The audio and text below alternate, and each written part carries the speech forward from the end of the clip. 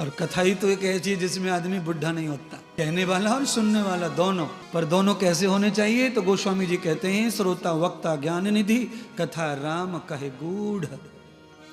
राम की गूढ़ कथा जो कहे और सुने वो बूढ़े नहीं होते, कभी जवान रहते। उनकी जुबान में सच्चाई रहती है, इसलिए जवान रहते हैं। कान सच्चा सुनते हैं, वक्ता सच्चा कहे तो योग बना रहता है। ज्ञान निधि। भीष्म ने अपने आप को बूढ़ा कभी नहीं माना। कितनी उम्र उनकी हो गई कोई गिन नहीं सकता, पर उन्होंने बूढ़ा नहीं माना। अच्छा बताओ, आर्मी के अंदर आदमी को रिटायर कर देते हैं, आर्मी में, फौज में, पर भीष्म रिटायर नहीं हुए। आपने देखा भीष्म की दाढ़ी कैसी दिखाते हैं पोस्टर में? नकली तो नहीं है वो, काल्पनिक तो है, पर काल्पनिक इसलिए है, दिखाना चाहते हैं कि भीष्म पूरे सफेद हो गए थे। उस स्थिति में भी उनको सेनापति ही बना के रखा। फिजिकल फिट, बुद्धि से फिट।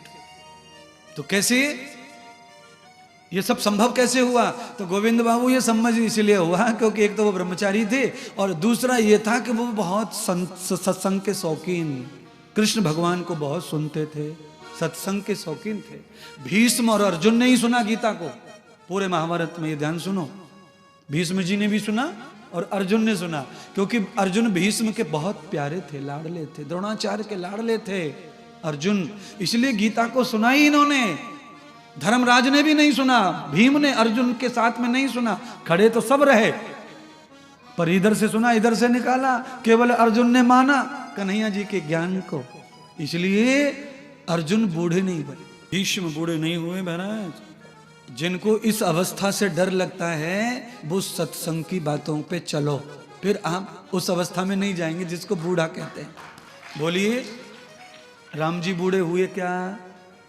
बोलो भाई। 335 साल तक का मुझे लोग बताते हैं, कहीं कहीं इतिहास मिलता है। इतनी उम्र के बाद राम जी ने सरयू में शरीर को लुप्त किया, पर राम जी का फोटो तो है ही नहीं बुढ़ापे का। और ऐसा तो हम नहीं कह सकते कि पहले बुढ़ापे के फोटो ना निकलते होंगे। बुढ़ापे के फोटो तो पहले निकलते, राम जी से पहले बुढ़ापे के फोटो निकले, वशिष्ठ मुनि के, अगस्त मुनि के, गौतम के, उनके निकले। ब्रह्मा जी का निकला फोटो, तो फोटोग्राफिंग तो है पहले से, पर राम जी का क्यों नहीं है? बचपन का फोटो तो है राम जी का। वनवास के भी दिखाते, कल्पना भले ही हो, झूठे ही सही, पर बुढ़ापे का चित्र क्यों नहीं बना सकते? कल्पना से वो भी बना सकते हैं, पर क्यों नहीं बनाया? क्योंकि कल्पना भी तब होती है जब कोई आकार कभी होगा।